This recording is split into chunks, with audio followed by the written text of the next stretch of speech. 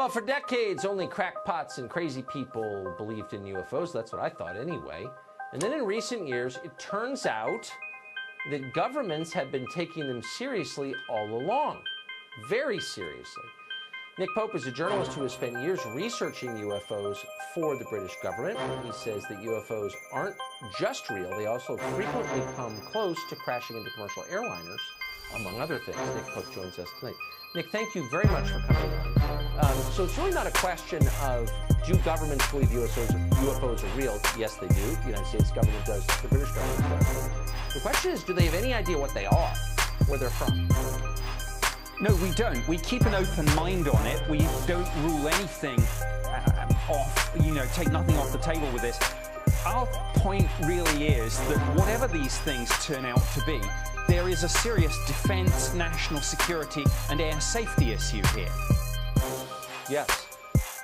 Well, so that's kind of the nub of it, and that's where my interest comes from. So why aren't governments encouraging the population to, as they say about terrorism, if you see something, say something, report sightings to the government so we can make sense of this potential threat?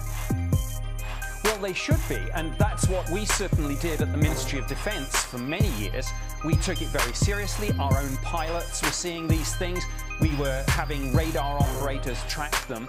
And we knew, again, through intelligence and through open source material, we knew that the Russians and the Chinese and others were working on this too. The problem was that just the pop culture baggage from the term UFO, flying saucer, little green men, people don't take it seriously, but they should.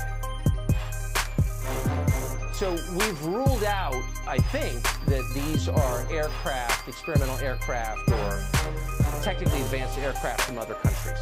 Is that true? Well, no, we keep an open mind, as I say, and some of these things probably are Russian or Chinese, whoever it is, but that's the point. We must find out if there's something in our airspace we need to know. For years, governments said they didn't do this. They did.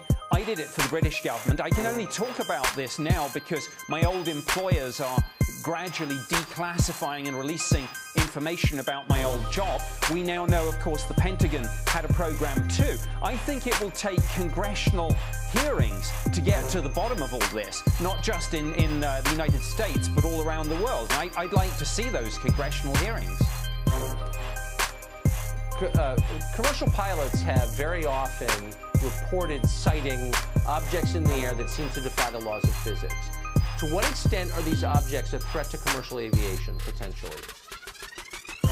Well, certainly the British Ministry of Defence and our Civil Aviation Authority, which is the UK equivalent of your FAA, have dozens of cases in our files about near misses, some of which where pilots have had to take evasive action. And again, it comes back to the point. I don't care, in one sense, what these things are, but when there is this flight safety concern, when we have these near misses, we sure as heck should be doing more to find out.